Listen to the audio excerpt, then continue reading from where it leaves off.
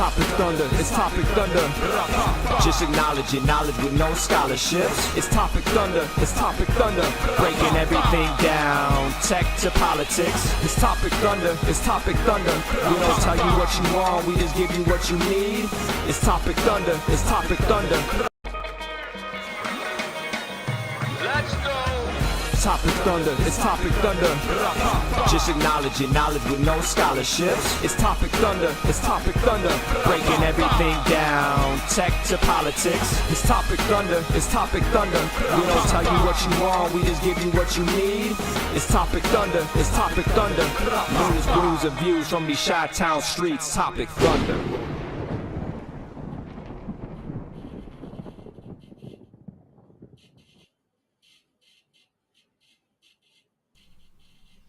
We made it onto air, barely. Good evening. Barely made it, but here we are. To Topic Thunder. Welcome in, ladies and gentlemen, to Topic Thunder. It's episode 157, almost like 57 Heinz variety. Hey, we had a little technical difficulty. It has nothing to do with snafu, if you will. The incoming war between Apple and Elon Musk has nothing to do with that at all. But again, we have arrived on our Wednesday perch.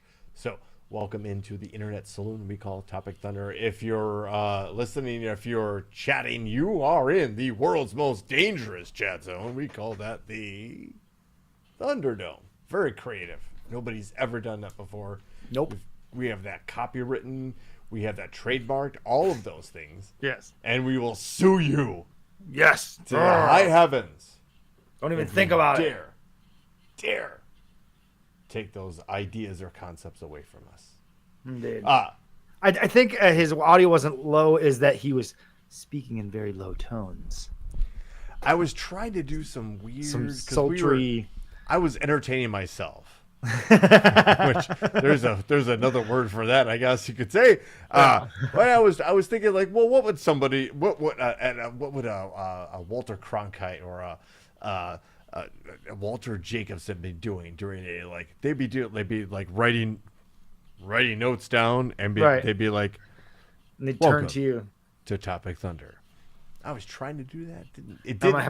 I'll have my pen where you can't see enough of me to see that I was doing anything other than, like, nodding off. Right? But hey, it is Topic Thunder. We discuss things here. It is a Internet Saloon, and Ben and I, by the way, that's Ben, I'm Brooks. We fashion ourselves as infotenders, and the topics can be rough. They can be fun. They can be slick. They can be smooth. They can be wet. They can involve animals. They could be moist. I'm trying to throw in all of the weird trigger words that, like, moist. Get people going. I didn't realize that. Moist. Adrian is the first person I've ever met that didn't like the word moist, but apparently that's a thing. Oh yeah, people don't like the word moist. Ugh, it is kind of gross, actually. It is a terrible word. It's a horrible word. It is, and especially when you say it like that. I don't like that. Unless you're describing bakery. Sure. And even then, man, this cupcake is moist. See, yeah, no. I just ruined cupcakes for how many people? Yes, you did. Thus is the power of the voice. My one true superpower. The other one is I collect weird stories and can't stop paying attention to the news. I find a kindred spirit, my friend Ben, and that's Topic Thunder. You're in the Internet Saloon. All things are real, all things are imagined, and we question things. Ben, I have a new beer. A new beer? Yes, it is a contender. Although there's nothing like exotic about the can, it is a very cool looking can. It is, actually. This is from our good friends at Half Acre Brewery. This is the summer beer Reef Knot. And I've not had this yet. So this is a virgin voyage, as they say. And welcome into the chat. It is a summer beer.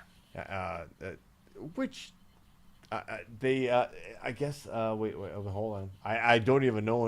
It's a lager. Okay, so this is a lager. A little bit of a heavier, not heavy beer, but not like pilsnery beer-ish or champagne-y. It's a little bit more like what you would think, like an old style or that sort of. Oh, okay. So hold on. right. Here we go. All right. A lot of people don't like old style. I'm not opposed to old style. Back in the day when I lived in Chicago proper, in the Logan Square area, as we were just talking about off the air before we got in the air, there was a bar that was within walking distance of our old apartment, and they had dollar old styles, and we would go there and just hammer down old styles. Oh yeah. There's a hold on. Let me see if I can do this without disrupting the entire show. Okay. I have my on my laptop. I have a sticker. Uh-oh. He did fuck it up. Oh no. What did he do? Oh, he's gone. Hold on. Hello. That is what they call a bad idea.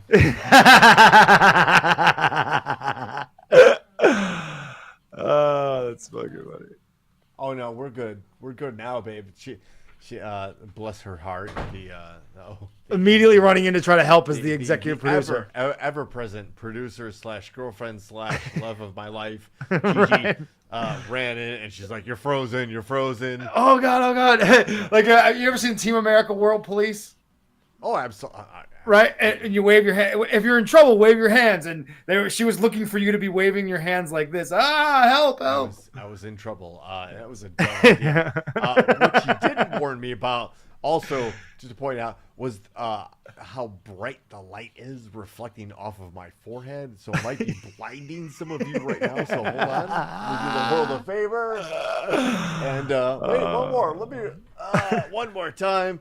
And we're going to blame it on the reef knot, ladies and gentlemen. Actually. So we need to get Brooks bolts. This is if it's the first time you've had it, we cannot pass on getting Brooks bolts. Sure. Which, if those of you that are new to the show, anytime Brooks has doing a maiden voyage or a virgin voyage, if you will, into a beverage of any kind, we ask him to rate it on a 1 to 5 Brooks bolts scale. We have seen 1.5, I believe, in the entire lifetime of this little segment, silly segment that we do. We've seen some 4.5s. We've seen a lot of 4s. 5 is rarefied air. It is reserved for only the very rarest of occasions. Legendary. Yes. Right. So, without further ado, I vamped. I let you drink it. I let you soak it in a little bit more. Reef knot. On the Brooks Bolt scale, what does it get? Honestly, this is getting a 4.5. Ooh. And I'm not joking. I'm gonna call her in. The producer, backup. Yeah, backup. I know it's gonna take a second here for you to get in here, but she needs to try this because because she's not gonna hate it because it doesn't have the taste. It doesn't have this. We hate this. It advertises as a summer beer. Yes, and I know we've done Cold Time from Revolution Brewery. Babe, try this because this screams summer beer. And I like it. It's just her hand that comes into the screen. We just and she just gives us a thumbs up or a thumbs down. Oh, I get a thumbs up, thumbs up, thumbs up. There we go. And this is I don't. It's the reverse. It's a reverse. It's a reverse. It's a reverse. Well done. Thank you. Okay, now you know why I love it. Yes, I love it. Fantastic beer. We have to reserve the rarefied air of a 5 for just that. But my gosh, there's nothing wrong with being... That's as close to the 5 as you've gotten without being a 5. There's nothing wrong with being Scottie Pippen on 6 championship teams, right? Nothing. And this is a great beer. Wow. I had water tonight. I'm just rocking regular old water. Here we go. Here we go.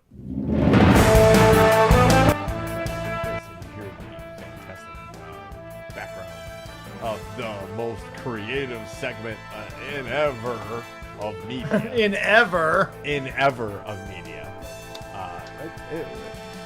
Headlines. And again, we don't hide these stories. We try to make sure that when we talk about things, we have at least enough data, enough information to our jobs, but also to make sound, rational judgments and decisions about these things that go on in the world that we all inhabit, right? This particular story today kind of doesn't dance around some of the things that we maybe necessarily have, but we have addressed, right? This involves the very unfortunate situation in Israel and Gaza, and what is pretty much now confirmed. Everybody's committing war crimes is basically Everybody, everybody involved is committing war crimes. Let's just put it that and way. that's it. Good night, everybody. That's it. it. But that's it, right? That's Yeah. a long. I was gonna go a long way, and we don't need. You could try to couch it, but let's just hit it right in the fucking teeth. That's what Everybody it is. there is committing war crimes. Everybody there is doing things that are beyond the scope of what is necessary, and it doesn't seem like we're getting anywhere close to any sort of ceasefire or a resolution here, because Hamas says they're willing to come to the table and negotiate, but it sounds like once they get to the table, their asks are astronomical and unrealistic.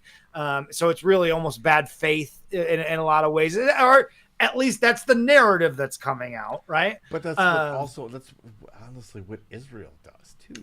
Like they both are doing it. Yes, so they're both doing it, and let's be very clear about this, right? Let's break it down as simply as we can in a very complex situation. There is a populace on each side, right? That is traditionally, globally, rather neutral and centric in their political beliefs, their religious beliefs, and in the model of, like just about everybody listening, we just want to go about our days. We want to raise our families. We want to work an honest job, get an honest wage, and live life, right? sure. But then there are fringe societies and fringe beliefs that Ideologies, let's unfortunately, put it that. they scream the loudest. They are the ones that use the most force. And they, unfortunately, are the ones that get the most attention via our media, via our political attention, and actually via our fears and the idea that maybe we need a strong man or woman, a strong person to lead us, right? And there are these situations that are on display right now in this situation with Gaza and Israel. It's not necessarily Gaza and Israel. It's Hamas, Hezbollah, Right. Iran, transtentially, right? Versus Israel and allied forces. But we're coming to a point where none of this is making sense, and these traditional allies are making separate judgments of this conflict, which weakens alliances. It's not a goal of any world power these days, right? No, right? Yeah, there might not be any there might be any world player that is very happy to see A, attention diverted, and B, resources diverted. But at this point, we are in a situation where, like you said, Ben, and this story from our friends at Reuters shows us that war crimes are rampant everywhere. It's not you're a Zionist. Right. It's you hate Jews, right? It's not that. It's not. Stop with Right. the non secular shit. Stop it. Stop it with these weird religious beliefs. Sorry, I didn't mean to say weird. No, you did. You I did. meant to- And I you're meant to right. say weird. No, you did. Stop it with that. Because what's going on right now is inflammatory. It is a powder keg. And maybe it's being guided that way. And if you believe in that kind of thing, which for sure there are forces that want that conflict. All that conflict results in, if you're into the prophecy, is Armageddon. Yeah. And We talked about it at length last week. Nobody wants that because it gets real ugly real fast. Real fast. And if you believe in the chosen one, if you believe in your religion so deeply that you're willing to sacrifice the world for that belief, you need to step aside. Because it's ridiculous and deadly to the planet, Ben. No, these bullet points that you see on the screen here, I think that that the last one is the one that gets me the most. Israel says body is biased and it rejects the findings. I mean, you know what that reminds me of in a way? When I heard this earlier today, and I was thinking, because I sent you a link this morning when I saw this story. I said, Dad, it was from our guys at Reuters. And when I saw that Israel said, oh, the UN and this investigation was biased against Israel, and so that we reject its findings, is so very Trump-esque.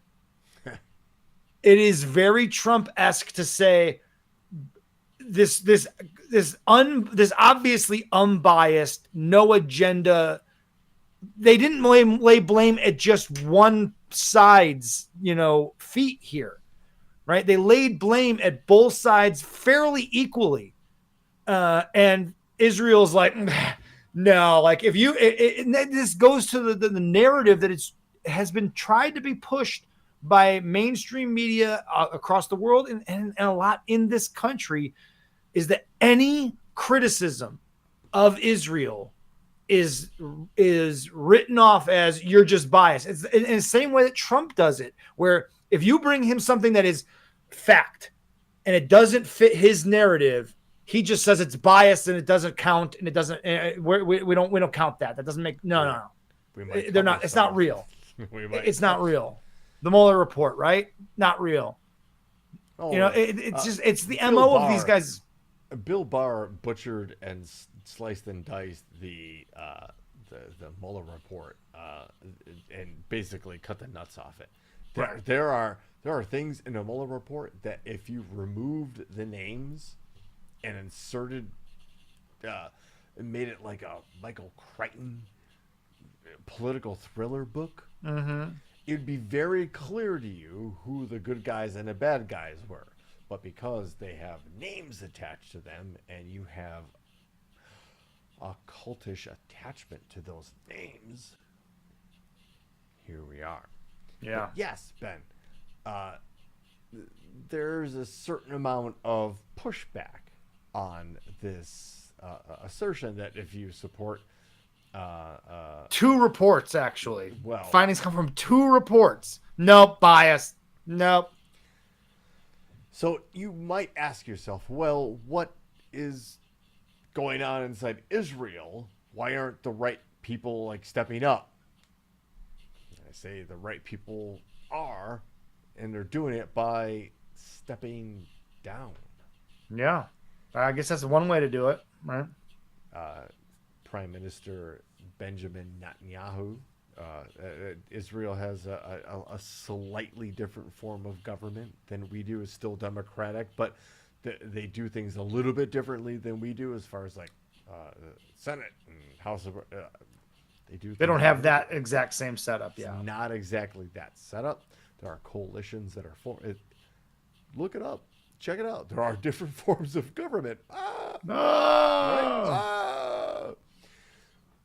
Not many, and if they're too different, suddenly there's an uprising and a coup seems to happen somewhere along the way. Don't look at that trajectory. Don't put that Venn diagram on this show, Ben. Right.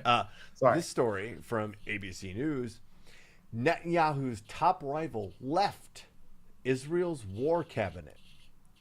How does that affect the prime minister and Gaza? First of all, the first sentence is all you need for the context of this particular presentation. When a senior member of the formed war cabinet and a respected member of the Israeli government steps away and resigns in basic protest of Benjamin Netanyahu and his policies and his execution of the war on Hamas. Let's just say that, and I'm being very generous. Let's say that. That is, or at least should be, and was in the old days, a red big fucking flag. When a senior member of a chosen and elected war cabinet says, I don't like the way this shit's going. This is too much fucked up for me. Huh. This is nuts. This is not the way to do it. We need to heed that warning. We need to understand what is going on here in a traditional political sense. Yes, we've moved on. Things have accelerated. We don't. It's TikTok and our attention spans and traditional negotiation and political science theater has basically not been taught. Ethics and that sort of things are no longer like adhered to or revered. But this is the way, in a political, governmental world sense, bodies of government tell you this, like you said, Ben, is fucked up. This is fucked up. Isn't it also fucked up that we're gonna have this guy come speak to Congress? Well, this is at this point, like, don't you cancel that? Like, don't you say, like, based on right? You can't, right? Because it's embarrassing to Netanyahu to cancel on him. But man, like, I don't understand that move. Why is that necessary? Why are we doing that? Again, why are we choosing a side here? The UN report says both of them are committing war crimes. We are supporting a war criminal. You're putting them in front of the House of Representatives. We're gonna roll out the red carpet for a war criminal. It's not what. That's how complicated this is, and that's why it can't be handled in blanket statements and just like accepted. Like, well, this is okay. Imagine if the Biden administration invited the leader of Hamas to the White House and to speak to the House of Representatives. Do you mean like what would the reaction be? The Trump administration invited the Taliban to Camp David? Nobody said anything, honestly. Yeah. Because that happened. It did. Take a moment. This is a history lesson. Take a second and go back and wiki Camp David and the historic moment that legitimately happened. Oh, and by the way, the Carter administration, between Israel and what was then it was, I don't know if it was Arafat, but the Palestinian Liberation Action Organization, something like the PLA. Camp David was a sacred place. So inviting terrorists into your own home. Nobody cared, though. Man, remember, there was almost no care. Nobody gave a shit. But if Biden had brought the leaders of the Taliban to Camp David, there would have been an outrage from the right that would have he wouldn't have survived it. He would have had to resign his presidency. It almost sounds like the right is the party of outrage. The true snowflake. Yes, which leads us to our next story, actually. Hey, have you heard that story about Hunter Biden and him getting busted? We talked about this. Like this is talk about a sham trial with political motivations behind it. This, ladies and gentlemen, and hey, listen, if he was guilty, he needed to be found guilty on federal gun charges, whatever punishment there is, whatever. But there was absolutely zero need for this trial and to drag this out. This is a plea agreement deal all day long, and this guy was drug out in front of court, and all it was to show that he was a drug addict, and to drag a drug addict through the mud in court because he was the son of the president under political motivation. You cannot tell me this was not politically motivated. Nobody can say with a straight face that this trial was not politically motivated. Sorry. So you're telling me that family members, siblings, children are not exempt from investigation from the federal government? Oh, clearly not, right? That's what we that's the precedent we just set. I mean, I'm in. Everybody should be clean, as long as right? we're going to do it, yeah, as long as we're going to do it equally. Look, I'm in, right? If somebody did something wrong, like, man, I get a ticket for speeding 5 over the limit. They're just driving through the streets of Chicago, right? So maybe that's cool. I'm in. From So the are Senate Washington Democrats. Times. Finally.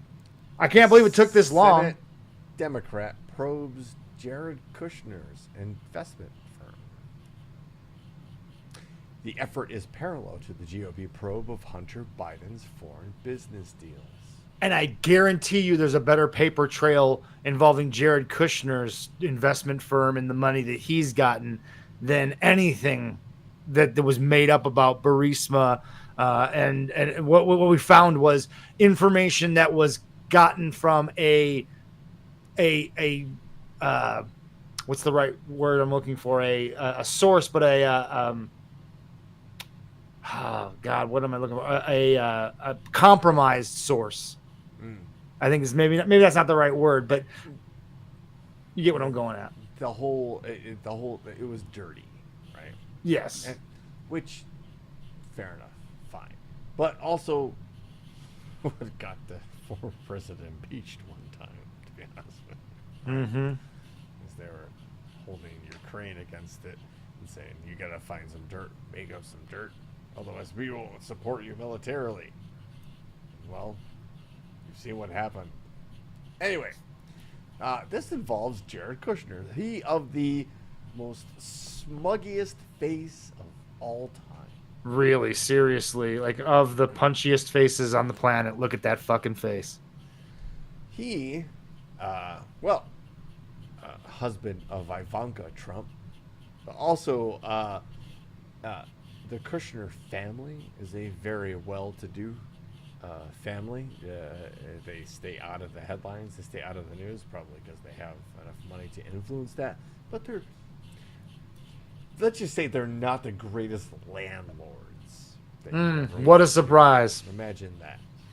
Senate Finance Committee Chairman Ron Wyden launched an investigation Wednesday of an investment firm run by Jared Kushner, saying that a vast amount of foreign funding raises the risk of that Middle Eastern states will curry favor with the politically connected people who may return to power in Washington. Mr. Wyden, an Oregon Democrat, alleged the structure of the payments to Affinity Partners, founded by Mr. Kushner, husband of Ivanka Trump, shields them from public scrutiny and maybe an end runaround of the Foreign Agent Registration Act. You know that it is. You fucking know that it is. Because these guys, this family plays as if there are no rules for them. It comes from the top. They make moves, they do things, and then afterwards go, oh, I didn't realize that was illegal. I didn't know you had to do it that way. And then they just kind of play dumb. Oh, I don't remember doing that. I don't recall that. And then they think that that's it. For so long, it's gotten them out of any trouble. So why not keep doing it? Until just recently. Yeah.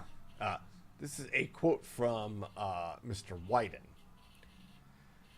It is deeply concerning that several Middle Eastern governments are using funds managed by Affinity as a means to pay tens of millions of dollars in fees every year to former President Trump's son-in-law, Jared Kushner, creating significant conflicts of interest and potential counterintelligence risks. Counterintelligence risks means our spies, our means of gathering intelligence of what's going on in other countries, whether they're friendly or not, Is being hampered by this. is being either hampered or deliberately obstructed or sometimes even destroyed. The Democrat launched the probe on the heels of President Biden's son Hunter being convicted in Delaware of 3 federal gun crimes. I don't necessarily think this is a tit for tat, and I think this is a more of a we're ready to do this kind of thing. It just happened to coincide. You think there's some coincidence in the timing rather than actual timing? Because the story gets buried in the headlines, right? So I guess if you believe in like everybody's fucking everybody conspiracy, Yeah. that makes sense. Mm-hmm. Let me go on to explain. The House investigators say Hunter Biden and his partners use shell companies to obscure foreign money, and the investments appeared to be an attempt to influence the elder Mr. Biden, who served as vice president from 2009 to 2017. That was the crux of the whole Hunter Biden Ukraine thing. Correct. And Burisma, right? Yep. He was using his influence, his connection, his pops, VP power to, hey, pay me and I can get you in somehow. Yep. Mr. Kushner's firm, meanwhile, has made over $1 billion in investments in companies in Israel. Oh, that's just a Dubai, coincidence. Abu Dhabi, and Europe. Companies in Europe. Can you vague that up a little bit more? For me, Right. There's maybe a certain European country.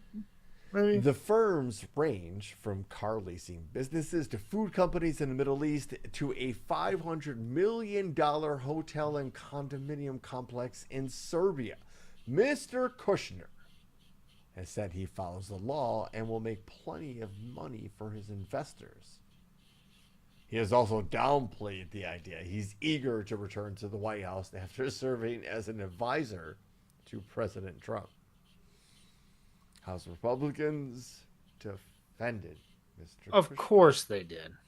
Because why not? Because if there's anybody on the planet that knows how to look right into a camera with a straight face and be hypocritical as fuck, it is a Republican politician.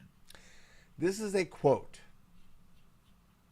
from Russell Dye, spokesman for House Judiciary Chairman Jim Jordan. Oh, you must be a really awesome guy. If you're a spokesman for a piece of shit like Jim Jordan, you've got to be a real piece of shit yourself.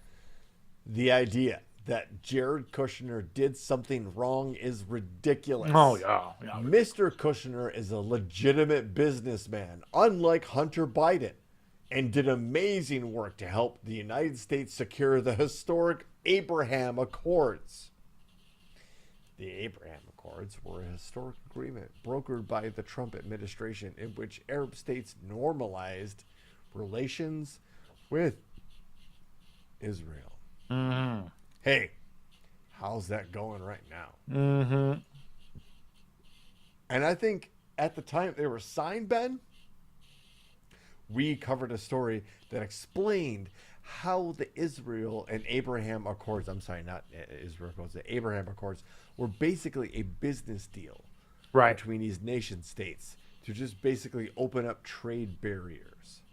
It wasn't an official it was it's to legitimize these Middle Eastern countries like Dubai and Abu Dhabi and United Arab Emirates and Saudi Arabia, and it's to just legitimize their money. It's all that those accords did essentially was legitimize their money in as like I said, in a business deal. They made them legitimate players in the business world when the money that they are in the business world with is blood money, on the backs of, millions of people's hard work that they have stolen and kept for themselves. But we're going to legitimize them in the business world. And there is absolutely no political favors that will be, talked about or had. This is strictly business, Brooks. Because we know the Trump family is strictly business. Let's go on really quick because there are several things here that need to be brought out, right? Mr. Wyden says he has legitimate concerns because Affinity Partners received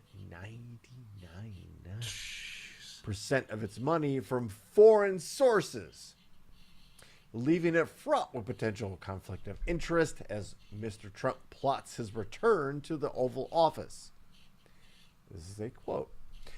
The series of events creates an appearance that Affinity's investors are motivated not by commercial interests of seeking a return on investment, but rather by strategic considerations of foreign nations seeking to funnel money to U.S. individuals with personal connections to the former President Trump. The Washington Times submitted a press inquiry to the Affinity Partners through its website to seek comment on the probe, and they said, fuck no off. Comment. No comment.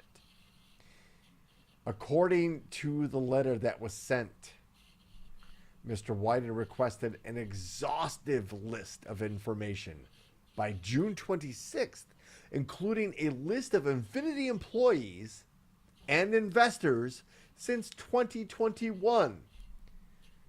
Remind me, who was president at that time? Uh-huh.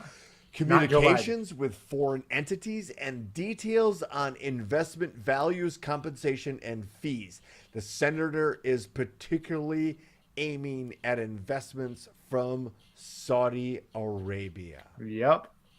According to his letter, roughly $2 billion of the $3 billion worth of assets managed by Affinity Partners is from an investment made by the Saudi Public Investment Fund in June of 2021, or shortly after Mr. Kushner left the White House. $2 billion from the Saudi fund. It's not a coincidence. He left the White House as a founder and sole owner of Affinity Partners. Mr. Kushner is the biggest beneficiary of the fees paid to Affinity by the Saudi PIF and other Gulf state clients. Mr. Wyden asserted that Mr. Kushner has little experience in private equity or hedge funds and took a soft approach to the Saudi Crown Prince Mohammed bin Salman after the 2018 murder of Saudi dissident journalist Jamal Khashoggi at the Saudi consulate in Istanbul, Turkey. This was the way Jared Kushner explained that. Again, It's our job. Listen. Yes, yeah. This is worthy of an investigation. There is obviously some conflicts of interest here, some very obvious ones that if you're going to spend taxpayer money investigating Hunter Biden for the exact same things, it only makes sense that you investigate this and Jared Kushner. And if Jared Kushner is a legitimate businessman and there is no connections and there is nothing to hide here and it's all legitimately above board, then they should be encouraging this investigation. Yes, as a matter of fact, come after us because we will prove to you that we are beyond a doubt on the up and up. That's not how it's going to go down because they know that they don't want an investigation because they don't want. There's surely a paper trail. There's certainly things that they don't want coming out about these business dealings, and they don't want eyes looking into this. But it's obvious that there needs to be eyes looking into this. Credit to Chris Christie, former governor of New Jersey, who in a debate said, quote, "Why would you send Jared Kushner to the Middle East when you have Rex Tillerson and Mike Pompeo as secretaries of state?" We found out the answer 6 months after he left office. $2 billion from the Saudis. That is Chris Christie, who, if there was a Republican candidate that could probably legitimately contend for the presidency against Biden, that dude would give you pause for thought. Sure. Unfortunately, he decided he wanted to go the anti-Trump route, which is, you know what? Good on him for your stuff, man.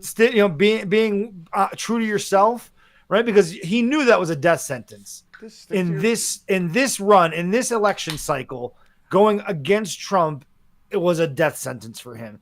Sure. But you have to believe quotes like that stay forever. Those debates, the words are recorded and they will go down in history forever, right? And Chris Christie may end up, that quote right there that you just read, that quote 5 years from now could be like, 50, man, 100. he was the canary in the coal mine, so to speak. He was telling everybody what the deal was way back then during the election cycle in 2023. Remember that? Remember when Chris Christie had that call out? Yeah, he was spot fucking on. Yeah, we'll be having that conversation right here on episode like 300, which means be careful of your legacy.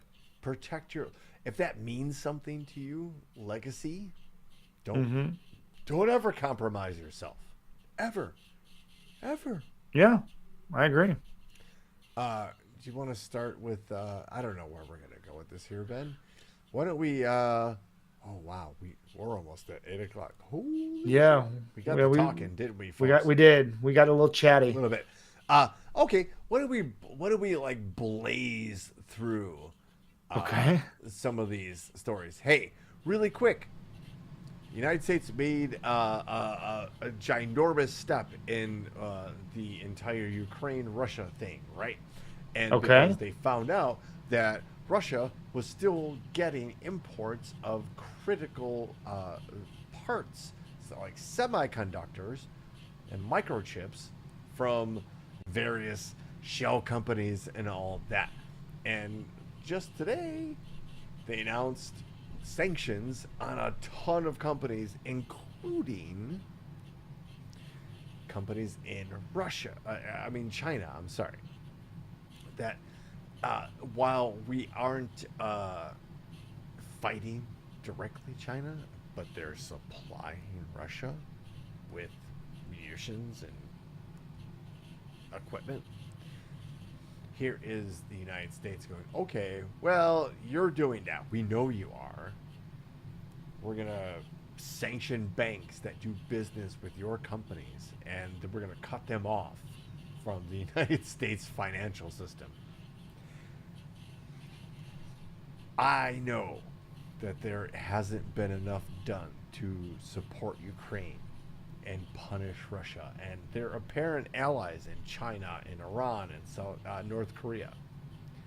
But this move is ginormous in the way that it literally suffocates the ability for Russia to source parts to build things that can kill people.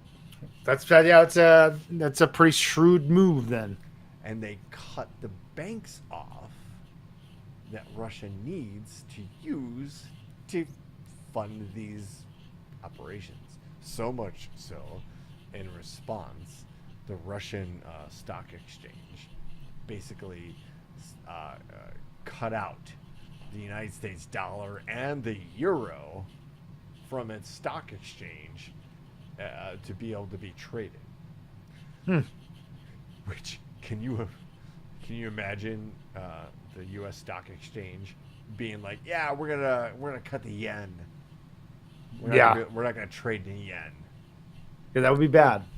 Devastating that is to an economy. But it hasn't stopped Russia from sending warships to Cuba. Have we heard this story before? Yeah, this seems to be repetitive. It's like that meme. It's like that meme of Leonardo DiCaprio from the Tarantino movie where he's pointing at the TV, like, "Yes, I've seen this before." Yes. In a provocative move, Russia has sent a nuclear-powered submarine. Ooh. And several frigates, of course, to Havana, which it is a provocative statement for sure. Let's be very clear that those sailors are at grave risk in that submarine just by being inside a Russian submarine. It has nothing to do with anything the U.S. has to do.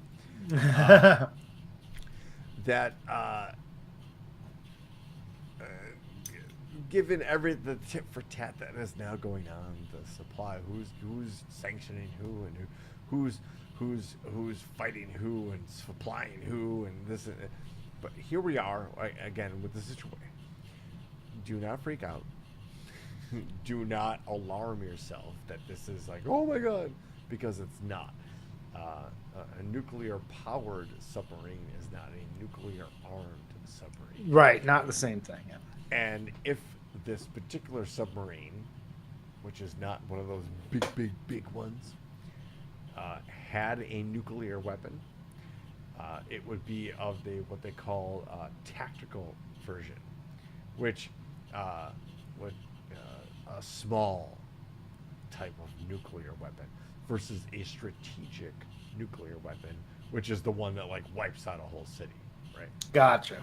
So that's what this particular thing could be armed. And by the way, nothing fired from that close would ever get through the shield that exists in the United States. That even 90 miles away, that particular. There's nothing. Yeah, we have people in place for those types of situations, right? Equipment in place.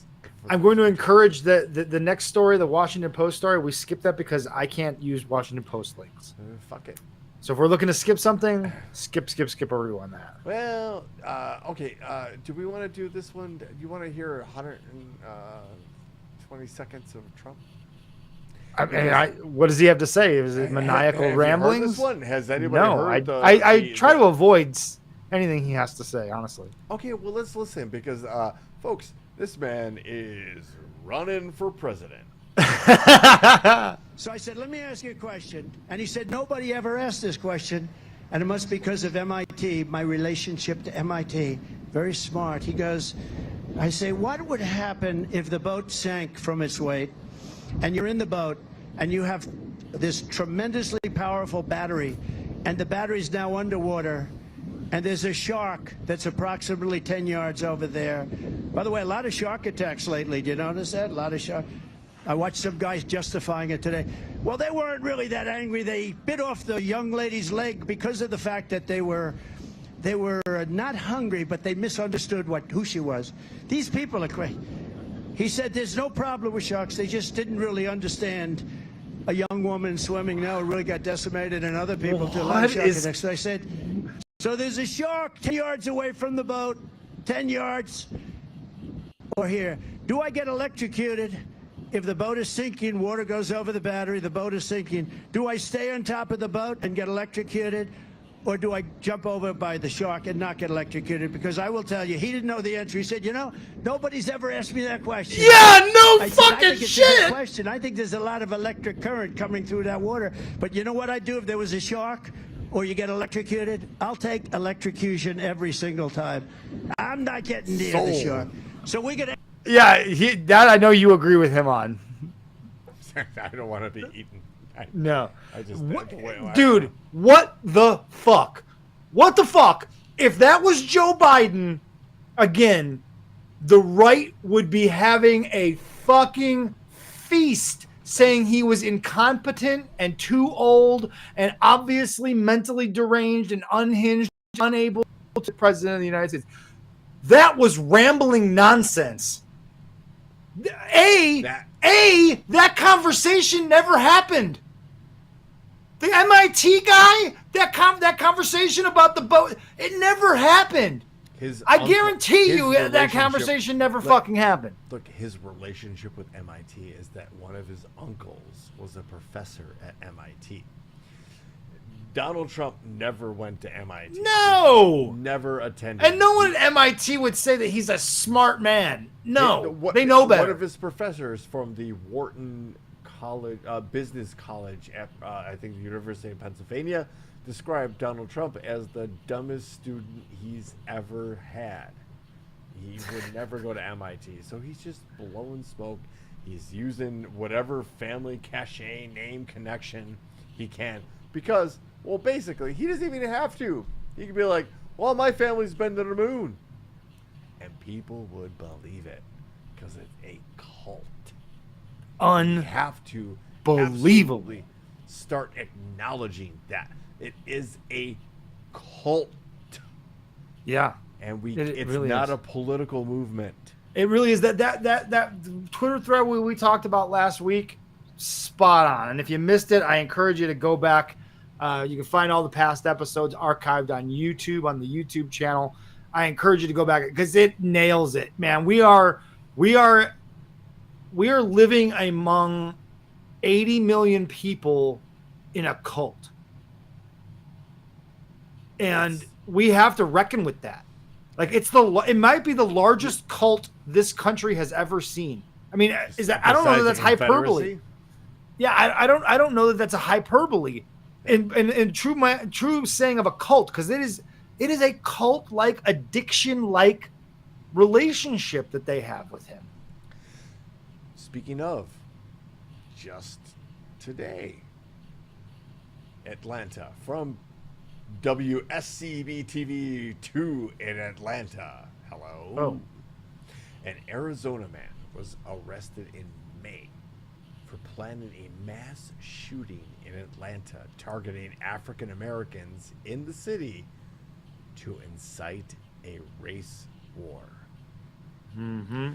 Mark Adams Prieto is accused of selling rifles to people who provide weapons to begin a race war ahead of the 2024 presidential election, according to the U.S. Department of Justice. You're being prosecuted, brah. He was indicted Tuesday by a federal grand jury. Again, that is a jury of your peers. You get that jury summons? Right? And Yeah. Who's done it? Who's gotten one? Who's that? This link is not friendly for us. Sorry. Just to let you know, when you get that jury summons, that is you participating in what we consider our democracy and our government. It's important, whether you like it or not. It's not necessarily a bad thing, but it could be, I'm sure. But it is a summons to you to participate in our democracy and provide a fair and impartial jury. It's the one thing or few things our government asks of us. Anyway, off my pillar. Ben, did you know that just one psilocybin dose may help regrow neural connections lost in depression? Yeah, well, I've been trying to tell people for a long time that this psilocybin stuff is there's more than just having a good time that can come along with it. Unfortunately, go ahead. I don't want to step on this, but this story leads me into something else that I'm a little disappointed, or I'm not as enthusiastic about the medicinal regulations being. I don't think this is actually going to come to fruition, unfortunately. I don't think psilocybin is going to be taken seriously. I actually cut out a story that I was going to follow up with, which was basically a wah-wah. But this confirms what some of us may all have already known. Among the hallmarks of depression is a loss of neural connections, otherwise known as synapses, in parts in the brain like the frontal cortex. Fortunately, however, new research indicates a single dose of psychedelic substance called psilocybin triggers the proliferation of synapses in the same cortical regions, providing a potential treatment for those with the condition, again, depression. In short, magic mushrooms, whatever you want to call them, are real medicine. They are. And there was a story that I deleted from the show that also the FDA just rejected the first the FDA threw a big bucket of water on the psychedelics as medicine train, because MDMA was officially kind of the FDA basically said poo-poo. Yes, that's you beat me to it. Yes, they poo-pooed the idea of MDMA being a legitimate. But we know that there has been PTSD. Psilocybin. Yes, there are stories. There are people that have had a tremendous amount of success with MDMA treatments, specifically involving PTSD. And so the clinical trials that were presented were not enough evidence at this point. But let's be honest. There's clearly political and other biases that are at play here. Like there's still people that aren't. There's still people in the scientific community that aren't open-minded enough to get past the idea that something that has long been looked at as kind of a recreational psychedelic could be used in a good way, in a therapeutic way. They're unwilling to make that leap and be that, because it's so white coat, no, you can't know. Well, think about the association in media to like psychedelics, right? Right. You always see like the stoner in the movie, right? Tommy Chong, right? Yeah. The burnout, right? The right. guy was like, "Whoa, dude!" Well, yeah, I'm not saying that doesn't happen, right? But what I'm also saying is that they don't actually tell you what happens after that moment when you come nose to nose with the face of God on a like Joey mentioned, a heroic dose. You just go balls deep into 5 grams of dried mushrooms. It's a thing. No, I have invested in companies that do psychedelic research, psychedelic medical research. I believe in it. I know, having done those chemicals, I know that they are useful. I know that they are useful. They are. And I have long said that every adult should take a heroic dose of mushrooms and listen to a Tool album at least once in their life. It will change your life. It will change your life. That's a delicate balance with the Tool album there, right? Yes. I would advocate everybody take a handful of good mushrooms and just go whatever your favorite music is, but Forest Preserve. Yeah, that too. Go to nature. Go hang out at an arboretum. Go to where there isn't so much stimulation, where you're kind of in touch with nature, the planet, because that's where these chemicals came from. And that's what they're reminding you of. You belong to this planet, not to a political belief, religious belief, creed, color. I ride a hybrid bicycle, and Giovanni rides a BMX. Right? Those differences disappear, they melt away. So we don't necessarily recommend, and we're not advocating for that on the show here. Please don't. No. I'm advocating for that. Let me be very clear. I'm advocating for that. I'm advocating for everybody to look up Okay. the sky. Oh, Because not like right this second. I you know what? If you can time it right and take some mushrooms and do this, I'm going to tell you what. You'll probably skip a level or two in the karmic advancement of your soul. From our evil friends at the dreaded CNN. Dun, dun, dun. Yeah, we are talking about mushrooms, Hayden. Yes. Astronomers are experiencing I should say. new star. Oh. They're expecting a new star to appear in the night sky anytime between now and September in a celestial event that has been years in the making, according to our friends at NASA. Quote, it's a once-in-a-lifetime event that will create a lot of new astronomers out there, giving young people a cosmic event they can observe for themselves, ask their own questions, and collect their own data, said Dr. Rebecca Houser. Nerd. And but a good nerd. Yes. No, I'm joking. I love nerds. And We all have our nerdiness. Love it. Specializing in NOVA events. At Nova NASA's Goddard events. Nova.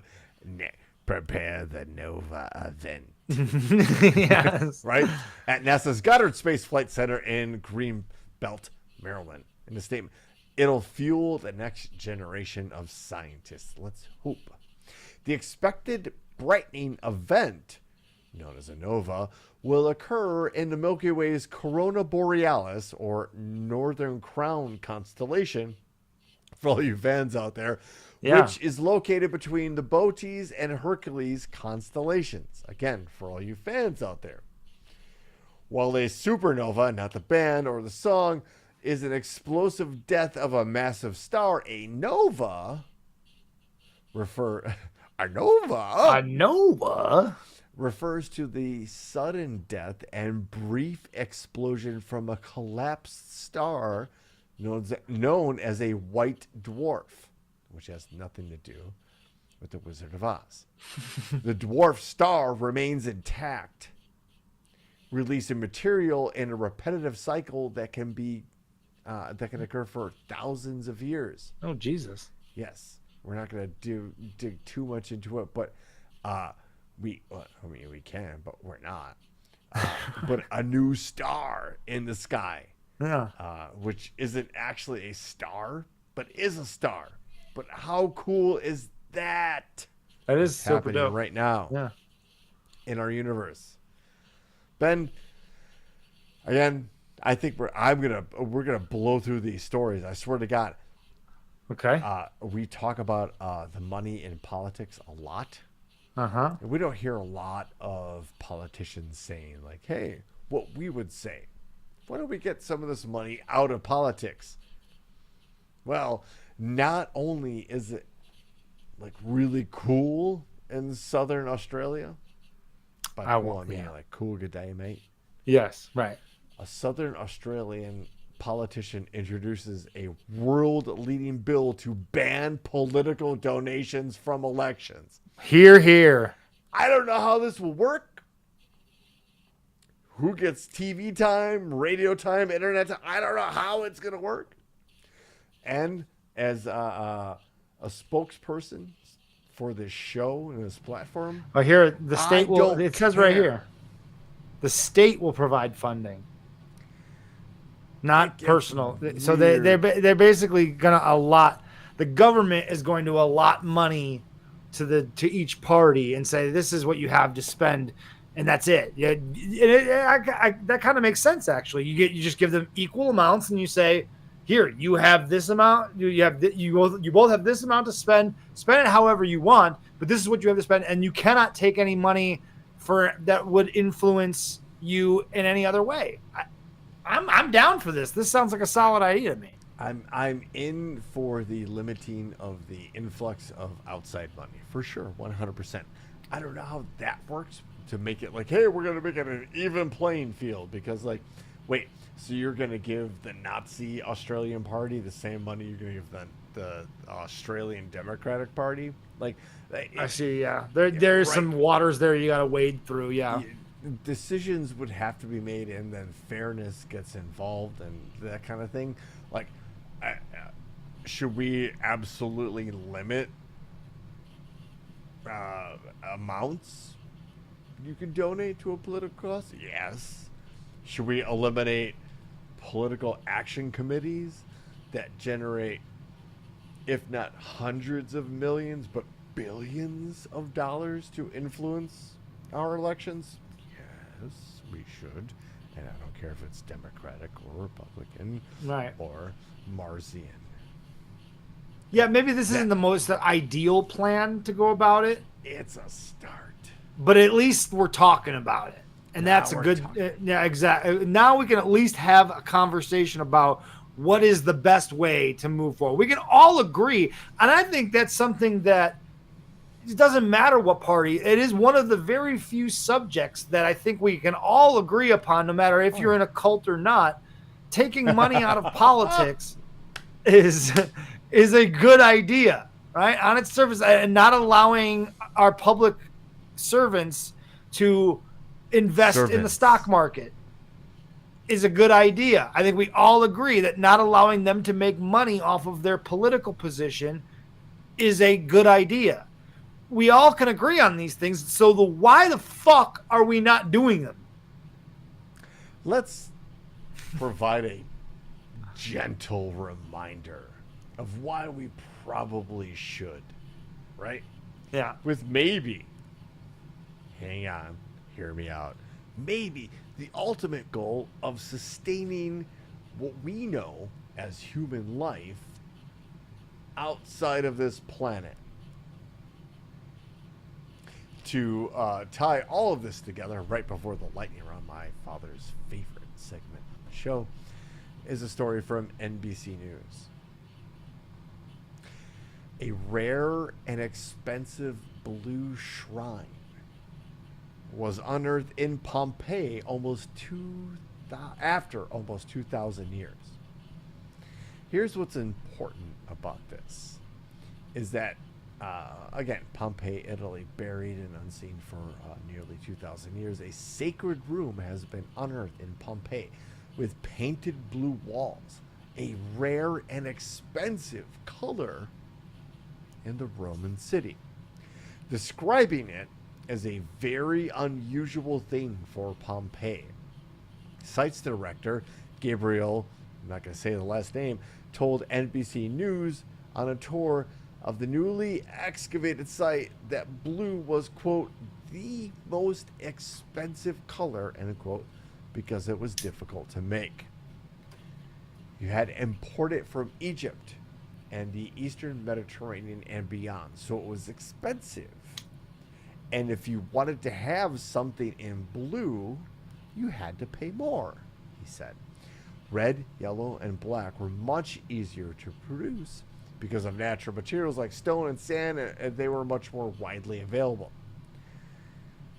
The startling finding was first revealed to NBC News on Tuesday. It comes from block number 10 of Pompeii's 9th section, a never-before excavated area of the town destroyed in the eruption of Mount Vesuvius in 79 AD. Yeah, color ink is outrageous, by the way. Again, the fact that this is probably like people went to war over this color and the ability to produce this color. My point in bringing this story to the show is that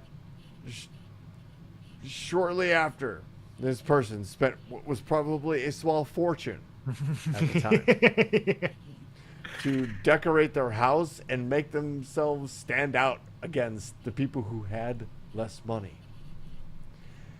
were then shortly reduced to ash Right, they were completely buried under by an volcano. erupting volcano that reduced the entire city of Pompeii to rock as we know it now.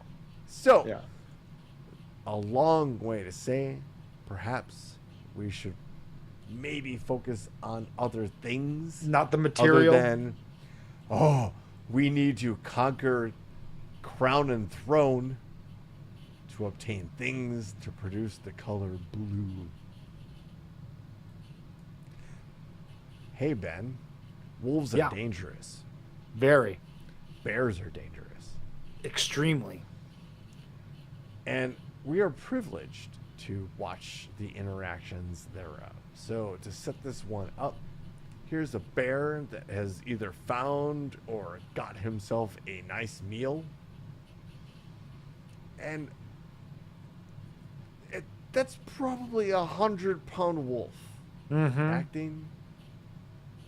Well, just watch how the wolf acts. The bear's like, get the fuck away from my food. Oh, hey guy, look at me. I'm just a playful little doggy. I'm no big deal. You can just share me just a little bit. Love how that wolf is literally acting like just what we would, like a dog, like your hey, you want a treat? Hey guy, would you mind sharing just a little bit? Look, I'm cool. I'm hip. Like a little. He wants it. Like he's just Like like you're the I'm boss cool. here. Like you're the boss. Yeah, he's definitely showing that bear. Like, hey man, I'm no threat. Just give me a little piece. I'm just a cool wolf. I just want to play and get a little bit of that meat you got I'm there. just a cool wolf here. Just looking for a little taste. Yeah. But look how cool how that is, right? Yeah. And this next last video before the lightning round, want to point out that you don't necessarily have to have wings to fly. Okay. Just All right. we'll You talk got- about this in a second, I guess. Whoa.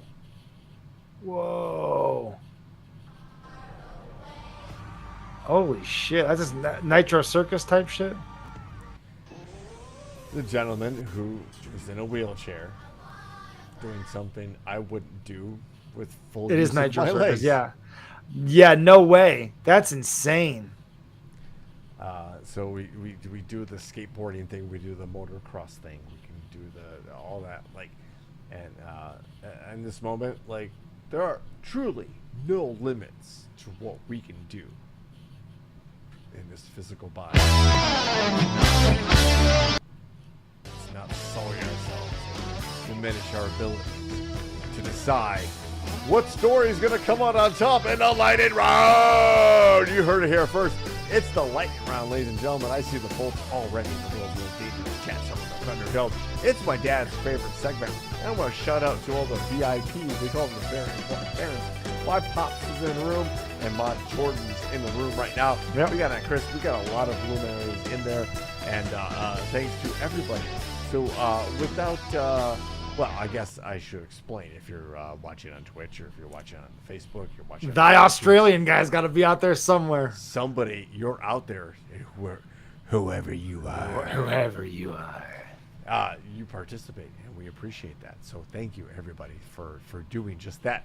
Let me explain really quick what we're about to do. It's an exercise in democracy, and I'm going to read you 3 headlines. You, the people, will vote on what story we actually cover.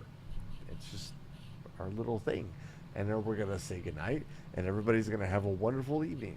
That's kind of how this goes, or at least that's the plan. So without dilly or dally. Neither dilly nor dally. Ah, there he We don't is. believe in any of that. Headline number 1. Rodeo bull named Party Bus hops fence at Oregon Arena and injures 3 spectators. I've seen the video. It's awesome. Yes. You're influencing democracy, Ben. Hey, that's what I'm here to do. I am Russia when it comes to the lightning round. I'm here to influence the vote. Headline number 2. Giraffe lifts toddler out of pickup truck at Texas Wildlife Center. Oh! The stars are bright and big at night when the giraffe lifts my kid out of my truck in Texas.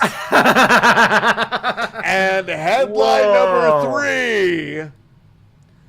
Orange County man arrested for trying to shoot down sheriff's helicopter after birthday party. Did I hear Florida man? Did I hear that right? Oh, that's in Orange County. Man. Orange County, California. Actually, it's like it's a more well-armed and strategically intelligent Florida man when you say Orange County. We're not talking by much. The scale's not that great, but yes.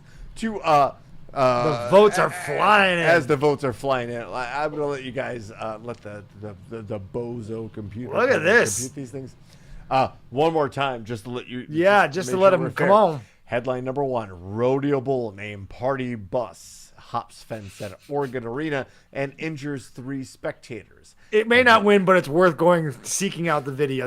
There's a woman that gets absolutely fucking destroyed by that bull. If you believe in the revenge of nature, yes, this woman Headline gets number 2. fucking tossed around like a rag doll. It's amazing. Love it.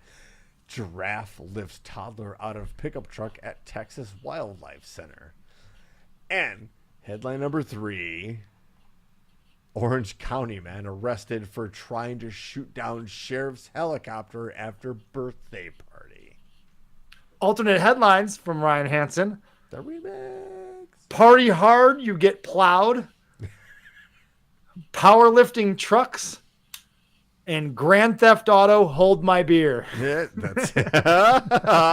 that's legit.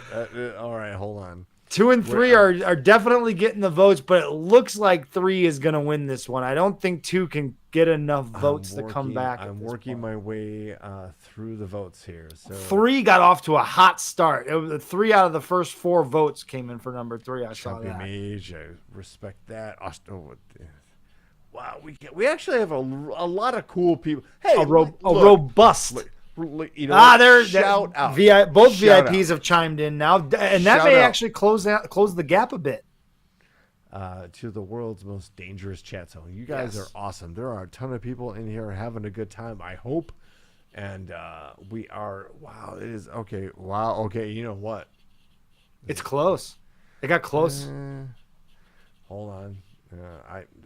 Wow, okay. Are we at a weird. tie? We're not quite there yet. Is there anybody straggling out there? Billy Whack maybe out there, and it usually pops up out of nowhere. But maybe not. Actually, Supreme, he's not out there somewhere. We do actually have a winner, Okay. and it is story number 3. Thank you, Orange County man.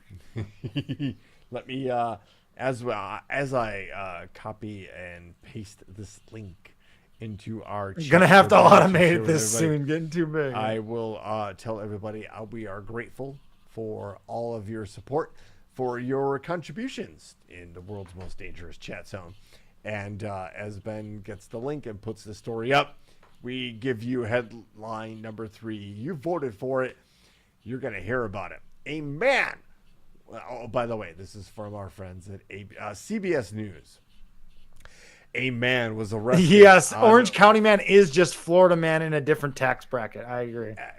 Basically, just has more access to things. Correct. A man was arrested on federal grand jury indictment that alleges he repeatedly fired shots at an Orange County Sheriff's Department helicopter in March after his birthday party ended acrimoniously, according to Quote, federal unquote. prosecutors. Justin Derek Jennings, whenever they put your name and they put your middle name in the story, they are fucking you royally. Yes, and, Right? and that name sounds like someone who would shoot at a helicopter. Yes. Justin Derek Jennings, 39, of Laguna Niguel, has been charged with 1 count of attempting to damage, destroy, or disable an aircraft after a chaotic incident on March 9th, according to a statement from the United States Department of Justice. Court documents say Jennings and his family were celebrating his birthday party, and he allegedly was drinking and became enraged. As his outburst escalated, family members in attendance left the home, the court release said. After most of his family left, Jennings allegedly removed a rifle from his gun safe and fired an entire magazine worth of ammunition inside the home. This reportedly caused the rest of the family to leave the home as well, with some members reporting the incident to law enforcement. At this point, the deputies and department helicopter responded to the scene. Jennings allegedly then went to the home's second story and began shooting the rifle upwards into the sky, firing only when the helicopter was visible to him. The statement concluded. The shooting continued intermittently for at least 20 minutes. Jennings eventually exited the home and surrendered after speaking with a deputy. Buddy, I'm out of ammo. Take me in. I agree with Stoney McGee. There is no way the giraffe story was this good. Yes and no. Okay. All right. Not necessarily, but Isn't this the end of a Fast and Furious movie? if convicted. What are the odds that this guy is a white guy, by the way? I think that's basically 20 minutes. They don't show. They don't show a picture of. We really need to understand who Justin Derek Jennings, which demographic he falls into? From Orange County? I mean, yes, but isn't it? Do we? We can't really assume, right? We can't assume. Journalistically, we cannot make any assertions like that. We uphold to the. I'm looking, and there are no mug shots of this guy available. This is a travesty of justice. Yeah, it does not look like there is any. I'm even on the Department of Justice website, and they do not provide any. But I guess it is somewhat safe to assume, although it's kind of racist of us, like a reverse racism kind of way to assume. When they find out you had the balls to shoot at a military helicopter, the fact that he isn't dead after shooting at a police helicopter does tell you also what race they're he is. probably recruiting you. And they're like, Siberia, come with us. And that's the show, folks. It's been Topic Thunder, and it's a tour de force, ladies and gentlemen, through a bunch of things that we need to talk about and sometimes don't talk about. So I appreciate it, and I know Ben also does. Everybody participating, whether you're watching on Facebook or the YouTubes or the Twitch. Thank you very much for being the lifeblood of the show. And if you're not familiar, it's Wednesdays, 7 p.m. Central Standard Time, usually, most of the time. And Ben and I welcome you to participate in the World Most Dangerous Chats on the Thunderdome. So, from the deck of the USS Rapapa, my name is Brooks. That is